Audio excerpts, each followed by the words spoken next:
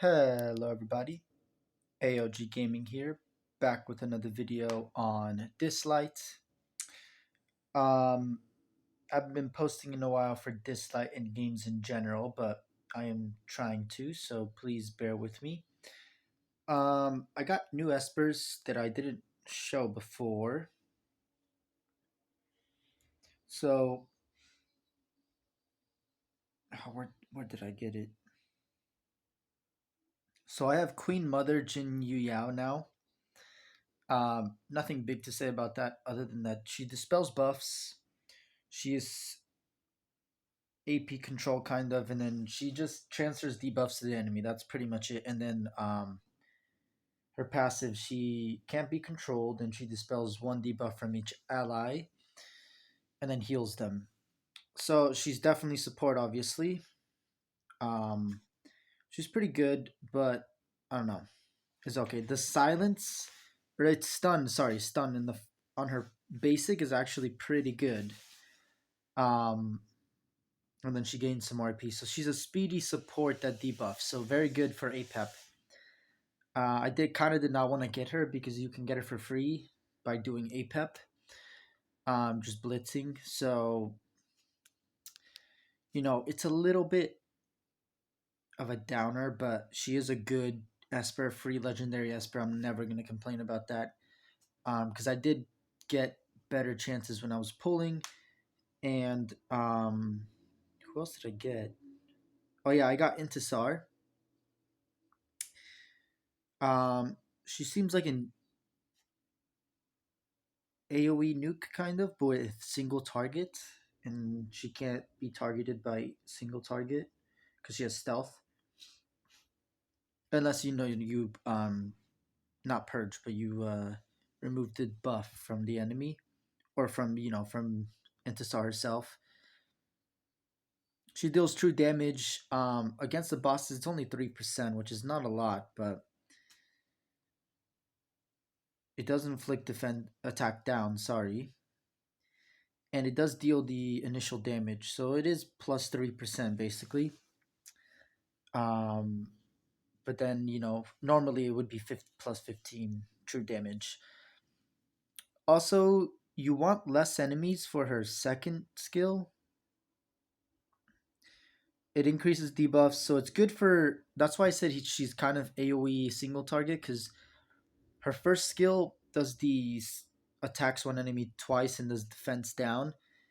So she's good against bosses, I'm assuming, in some way. Because she deals more damage, and then she also increases debuffs. So like, um, any dots or diseased or defense down, like just that is really good. And it is a three turn cooldown when you max it out, so that's really good. Um, and then she has miss rate, which you can put on bosses. So I do think she's a boss Esper. I'll see how she works, but yeah, I had to use a lot of resources to max her out. So a good thing she's maxed out now. Well, not resonance, but yeah. We also got Yamato Izanagi. So yeah, I mean, we can start using him, but we don't really have a use for him. Um, I think he's a imprisoner Esper, but we'll see. He's technically support, but I don't know. I do have good gear for him. I just put on a different character for now. But I gave him health and crit damage because um, he gives himself crit rate anyway, so I don't need to give him crit rate, even though he has a little bit, which is fine. It doesn't really matter. I tried to give him the pieces with the least crit rate, that's for sure, because he gives 100% crit rate to himself. It's undispellable. He gives your teammates attack with, so you do his ultimate basically, and then you get attack up and defense up for everybody. And it doesn't matter because the attack up and defense up is applied before you gain those Rashomon stacks. So you'll automatically just gain those Rashomon stacks unless all of them, all 10 of them, unless one of your allies has buff blocker, which will suck. But if you have other buffs on your team, then you can just compensate for it. So it's really not that hard to get 10 stacks of Rashomon. And if you make him speedy, then he just doesn't because he attacks first, obviously. Um, he attacks 3 times, so about 33. Sorry, 11, yeah, 33% to all enemies. It has a 35% chance of inflicting buff blocker, absorbs 10% AP, and distributes it evenly across allies upon a crit, which he will get it because he has the Rashomon stacks. If you use, this first. Plus, he does have the plus 40% attack, so that also is incorporated into this. And then he will deal true damage. So you have 10 stacks. So 1.5% of the target's max HP. So it's basically up to at least 10% of Yamato's max HP. If not, you can deal more. So like 15%. So 10% or 15%. But for bosses, it's 10% because they have obviously more HP than Yamato. So it's going to be based on Yamato's HP, since 1.5% of a boss's HP is a lot more than 1% of Yamato's HP.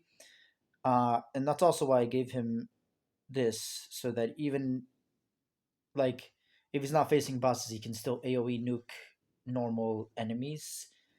And still he has a lot of HP, so that's good. But I did give him a decent amount of attack and crit damage. And then yeah, this gives him plus 15 crit rate. So that was not my intention, but it is what it is. Actually, I think I put the other crit on you, right? No, I didn't. Okay. Um yeah, and I've been using Amunet Zora a lot more often now because she is just, or I've been trying to use her. She's good, and she's also an Imprisoner Esper. Um Heimdall has just been solid for me for the entirety of basically of me playing this game. As soon as I got her, the entirety of my team just got better because I mean the fact that it's true damage, um, and then it's like you only gain AP to all your allies if you take crits, which is good anyway, just as a passive. But also just dealing that true damage is so good. Um, and then she gives attack, shield, and defense up, which is just insane.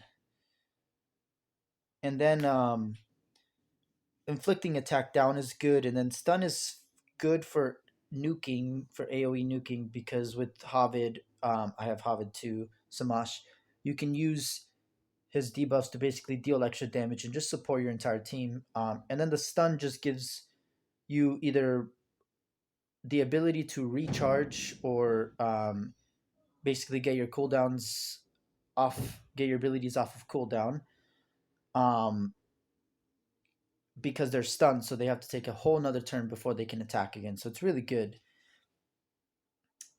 Um, and then her basic is just single attack. It does inflict speed down, 60% chance up to 80, but it's not insanely good. It's only good when you get her to R6, I believe. She's definitely R6, yeah, because then she gains the Rainbow Bridge. So then you can just give her Avatar a set for her two equipment set, because then she'll counterattack and then she'll get those stacks, and then basically you can keep the true damage coming or keep gaining AP by taking hits. So just very, very good. And then I think Ocean Set is the best for her because you really just do want to keep getting up those abilities. And the fact that this also gives attack up, defense, and shield is just everything you want.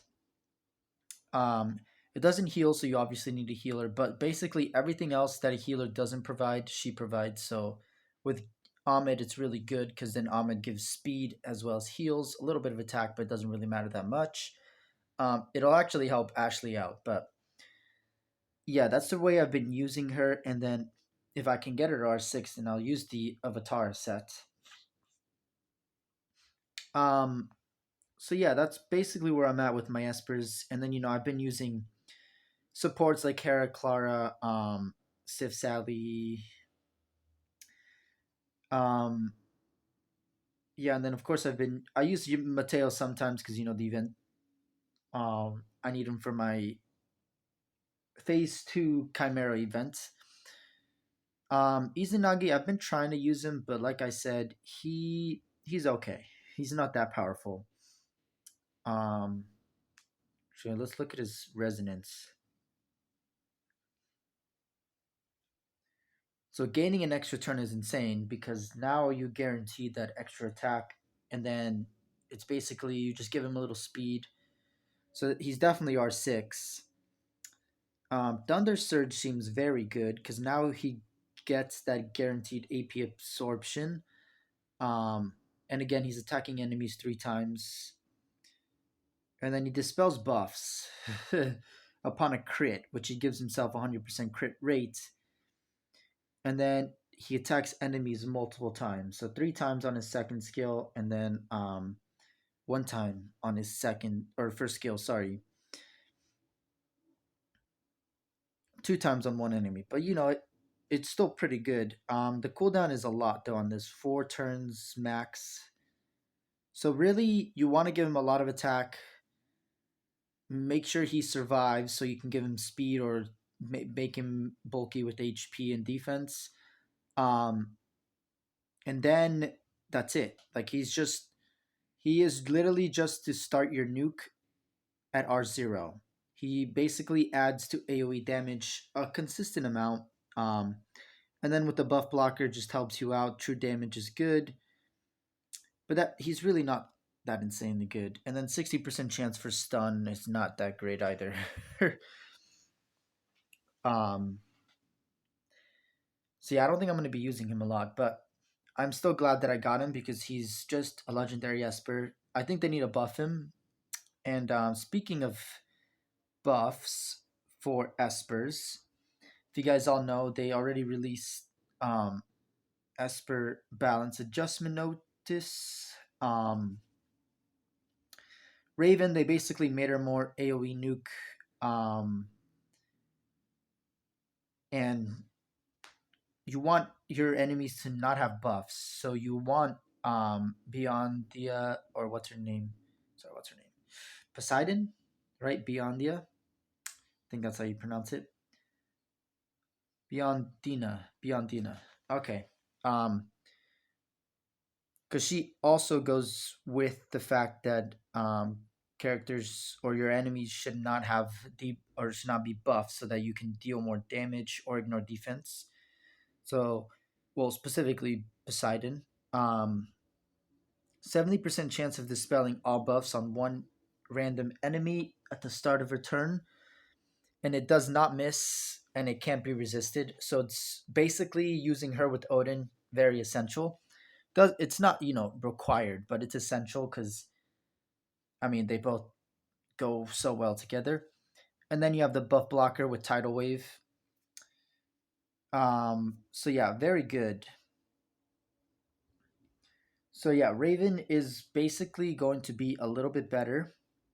And then she does have some support for speed, so you give her speed and she gets more attack damage or extra damage, which is really good because there's a lot of characters in the game that are very speedy, and adding Raven to that list is really good. She's gonna inflict buff blocker, reduce max HP. Oh wait, no, that was her old. Right, right. So now she does this, and then her new. So she dispels all debuffs from herself. She gains speed up. So she gives herself extra damage. So that's good. Um, same amount, 0.16% attack. She inflicts defense down for 2 turns. That's okay. I would prefer buff blocker because she loses the buff blocker on her second because now it's just a passive. Um, but she does reduce HP, so that's really good. It's basically a counter hit, right? Oh no, they deal extra damage, and then just each hit that she does reduces. She's really well built around that passive, but if you get silenced, it kind of shuts down a lot of what she does. She does steal buffs and then puts seer, so that's good. And then her last ability, I mean, dispels all enemy buffs, which is what you want, especially if you're gonna have Biondina Poseidon on your team. Um, and it can't be resisted if her speed is above. So you do want to build her speedy. Attacks all enemies, damage 120% attack. Each speed, so more speed. Inflects defense down again. I don't see the buff blocker, but she does dispel all enemy buffs, so that's good. And then resets cooldown for Sunset, which is her second skill, right? Yeah. Um, Very interesting. And Trevor became a true damage insane nuke. Um, he does a lot of stuff to a lot of different enemies. So highest attack, defense, and HP separately. He has overkill damage. Like it's just insanely good. They made him a lot better. Um, Enemies can't revive, and what was it? So he did crit damage 15%, but now it's 30%. Um, and then chance of taking critical hits minus 100%. That is really good because there's a lot of crit strategy and just crit damage in general in the game that completely destroys your team. And they're not necessarily crit teams themselves, but they just have a lot of crit. So that is insanely good. And then resets all of his ability cooldowns at the start of his turn. What? That's kind of broken, I think. Old attacks one enemy, Neko Curse, dispels all buffs. Some, that's something that can go with Odin or Poseidon. Then attacks the enemy. Okay, 300. That's a lot of 600 true damage, and then this is just a lot. Um, and then his attacks always land a critical hit. Oh my goodness, with the debuff obviously, but I mean, yeah, you can just have put him on a team with Havid too. Like, just give the enemies debuffs, add this debuff, and then you're just doing even more. It's good with Ashley because you land those crits, you do extra two damage, and then you're gonna have Trevor with a lot of attack anyway, so it's gonna deal even more damage. You do have to build Ashley with a decent amount of attack so that she can that true damage that she does is a lot more than what you think it is. Because if you don't, yeah, it's based on her attack. So if you don't increase her attack, she's not going to deal as much true damage to enemies in general. So yeah, that's interesting. But you can do like double true damage, which is apparently very good against the soaring goat. So keep that in mind, and I'll show you guys that in the last 10 minutes of this video. Um, TA Nut, she's gonna be very fast AP controller now. So, she absorbs 20% of the enemy's AP now for her first skill. Just there's no 80% chance she will just do it, which is insanely good because that 80% chance, like everyone says BS. 60% chance of inflicting stun for one turn, but now it inflicts stun. So very good because now I don't have to put stun on her because she gives you a guaranteed stun. So I might put speed on her just to make her even faster, so that I can do that AP absorb first. Or yeah, because I want that AP absorb. And if her speed is not if an enemy speed is not above TA, absorb 10% of their AP with her second skill now. So instead of just stunning, it absorbs even more AP. So very good. And this is an AoE skill, so you can absorb up to 50% AP. So that's insane. Um,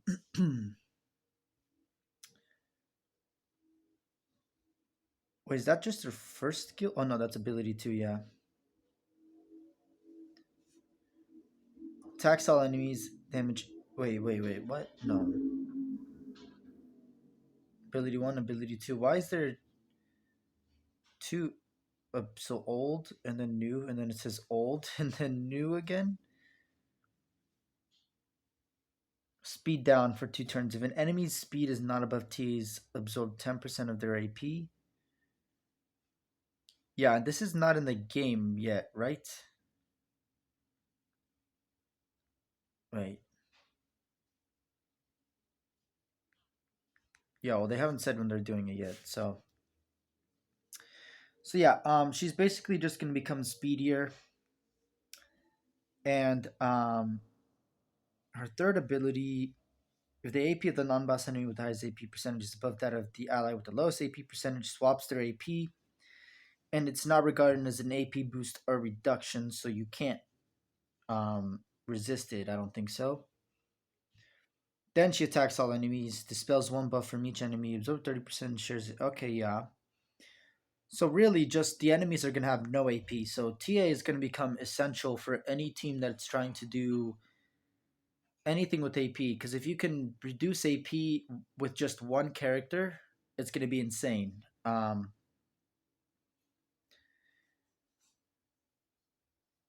Yeah, and then okay, I guess they put it as a resonance now upon successfully. Yeah. So I mean, right now she's decent, but she's not insanely good. Um, she will steal 30% AP. Yeah, share it.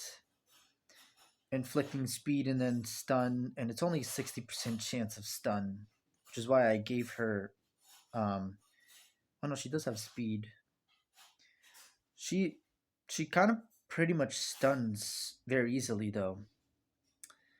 But yeah, she's not insanely good. Mostly, it's just her third skill that's good because she will steal the 30% if it's not resisted, and then it shares it among allies. So that's 30 times 5. That's 150% AP shared amongst 5 characters at maximum. So it's about 30% AP per character. Um, but yeah, I mean she's okay. So I'm happy that she's getting the buff because otherwise that would suck. And then Phantom Sisters can revive now. You guys can go into depth of all the characters, or go watch Free to Play Daddy because he did post a video, I believe, on that patch update. But I do want to show you guys this, which is why I'm moving on. So my advanced strategy, I 100% maxed this out already, so that's why I was able to go up to floor 90 here. I don't think I'll be able to go further because there's these stupid guys, the bowmaker,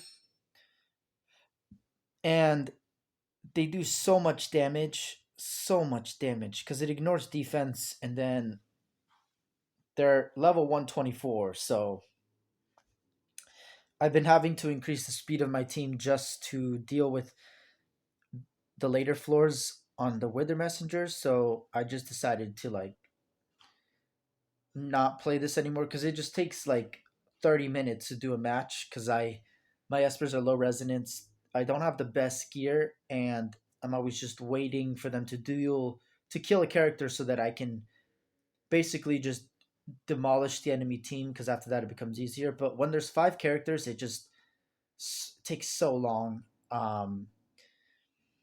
And even with all my imprisoner espers, like it takes forever to kill them all.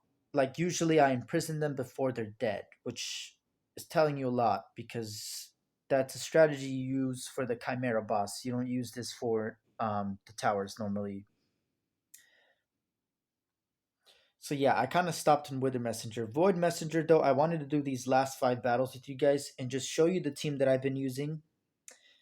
So Ash, sorry, TA Nut first, because she gives speed as her captain ability, 25% speed to everyone. So I can have a little bit of a speed team. And I gave her speed just to absorb AP so that all my other characters can go right afterwards. Um, Ashley's there because my Apollo has a lot of crit. So does Hovid. I just generally, how much crit do they have? So yeah, 88% crit on Hovid, and wait, I don't think I put a lot of crit on you. Well, it's only 40%, but he has a lot of multi hits, which gives him a lot of chances to crit. And Ashley doesn't have a lot of crit, does she? Yeah, only 35%. I'm trying to. Yeah, and you don't have a lot of crit, so it's really just Apollo and Hovid, but they have a lot of multi attacks and they crit a lot, so that's good.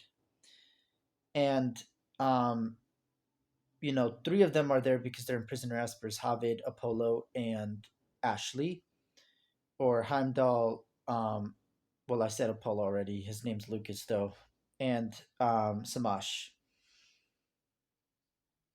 So, yeah, we absorb the AP, we distribute it, we use this attack up because we're going to have AoE nukers now. And technically, they're all AoE, but um, you can make Havid faster and then have him use his debuff first. But I didn't want to give him the attack up because that was nice. The stun is there so that these mini enemies don't do a lot. So not these two passives, right? Yeah, so they get damage up, which is actually significant. Yeah, significant damage up, and then they inflict bleed and they deal a decent amount of damage. So I just want to mitigate that by just stunning them, and it's pretty easy because I gain a lot of uh, what are they called? Judge stacks. Um, yeah, what are they called? Judge stacks and prisoner stacks. I think they're judge stacks. So they deal a lot of damage, and then you kill them, and then just stun them so they can't deal any damage to you. So it's very good. Usually, I can clear this within like 5 turns. Each.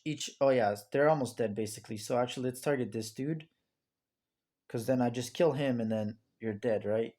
Yeah, there we go. So it's been getting harder, but pretty much it's been pretty easy. We're coming close here to the end of time.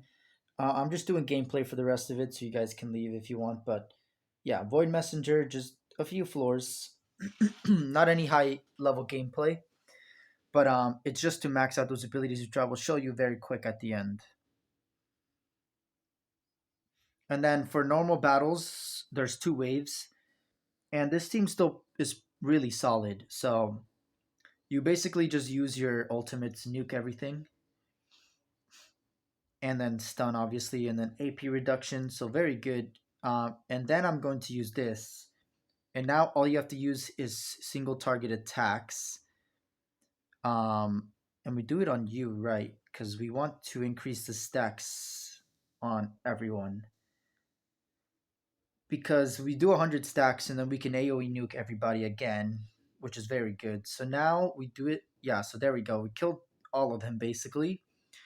And if we used our second skills, we would have killed all of them, but then we wouldn't have anything for this side. So we do this, stun them all, or most of them, finish stunning them all, except for one of them, and then we can use Hobbit again, and then we'll have our skills up again, so it's fine. And it's really good that it lasts 2 turns with Hobbit's debuff, because it really just makes it so easy to have characters that have multiple attacks with nukes or just like AoE damage overall. Um, and it's so easy. Like this is so easy. Hobbit isn't necessary, but he makes the espers that they're releasing for each of the phases, they definitely help a lot more than you think. Mateo was just essential. Like you basically need him, and he's just helpful. Like in a lot of places, Fafnir, he's amazing in. He's just good against bosses in general that you can debuff because the crit, and then you increase his AP so much, and you put him on an AP team, and then you're just doing insane amounts of damage and avoiding everything too. So that's very good. And then use this. Also, with using just FYI for Geb's ultimate, it is a cooldown. Like it does reduce cooldowns, so do keep that in mind. So there's the AoE nuke, and then kill. Yeah, no, then there's two left, which is fine, because now we can actually AoE nuke again once we get the last stack, which is now. Yep, and then we just have one more character. All right, good, and then we should have actually more abilities up. Yeah, so now we have TA's ultimate. Now we use Ashley's, and then Havit's. So really, it's just rinse and repeat. And it's pretty easy. And even if you can't use their ultimates for the second wave, their second attacks and skills are still really good. So still use them. And also with all this AOE, you're putting a lot of judge stacks. So you put enough of them, and then you basically just win. So that'll be useful for later rounds. Very useful for later rounds. You're basically just gonna have to last and survive. So I'll do the next battles later, but thank you guys for watching as always. Not gonna end it here just yet. So I just wanted to show you. So we went past 445, and then you start getting these. So I'm gonna start maxing these out. Oh, actually, I can't already. Never mind. And I maxed every one of these out already. So 1, 2, 3, 4, 5, and I have 3 abilities left. We only have 5 days left, but it takes me like maybe 2 days to max out each of these abilities because I get like 10 of them, 10 of the boxes. Yeah, it takes me like 2.5 days. So like in 5 days, I can max out at least two of these, and then the last one I pretty much won't be able to use until the next phase starts, and that's usually how it goes. But I've been able to max these out a lot more, these normal abilities, because I've been getting a lot of these pure essence um, currency. So just keep that in mind. Um, oh, we can do defense, and then yeah, there we go. Yeah, I'm ready for the Sunken Viper. I'm excited to see what that is, and then I'm not gonna spend any more of these Crow tokens because Yamato isn't good unless you get him to like R2 or 6, and I definitely won't be able to get him to that resonance. I'll only be able to get him up to 1 resonance by the time the 3 phases end. And if they switch out the Esper, then it's really gonna suck for me because then I'll be stuck with R1 Yamato, and then I have to get into R2, and then I won't have the next Esper that comes out if there's a new, because there's a video online that they released, Dislyte, about the Quizcatl, whatever her name is. I should know this. It's literally my it's literally my ancestry right here. So if we go to events, you go to Conquer Tower. Sorry, no, reincarnation. So there she is. That's Quizcatl. I think that's how you say her name. Forgive me if I'm saying it wrong. I probably am. So she comes out in 5 days, and she's pretty much going to be essential, or not essential, but very useful in the Sunken Viper. So use her again. Seems like every character is either speedy or very consistent with their attacks, like multi attacks or multi AoE. So very interesting how this Celestial Anomaly is working, but I'm very glad that it's going to stay here at least for another 26, 27 days. Um, and hopefully it stays here forever. And they just redo phase 1, 2, and 3 again. But yeah, I mean, it makes sense because this content seems pretty permanent. But I think they're going to reset everything. So advanced strategy will reset as well. And maybe they'll have different chimeras. I don't know. And yeah, so that's all I wanted to show you guys. Thank you guys for watching. As always, AOG Gaming here. If you're enjoying the content, please like and subscribe. Really shows your support, helps me out, keeps you up to date with my content. 90s, no, I think it was 88 subscribers last time I checked. So you guys are amazing. Keep going. We're almost to 100, like I said. So that's gonna be like a breaking point there. Um, yeah, and I'll record more videos on Celestial Anomaly, and well, the event ended already, so I mean, it closes in 1 day, so maybe tomorrow or later today I can release a video on just what the event was about. Um, because I did go through the story and complete it, so I would just want to give you guys a recap of the story at the end of each event from now on, because I think it's interesting, and most people just skip the story because it takes a while. I at least read through it. Yes, I skip it, but I at least read through each of the paragraphs and then try and stay for some of it. But if it's too long, then I just skip. But yeah, that's just FYI. Anyway, thank you guys for watching as always, and I will see you guys later.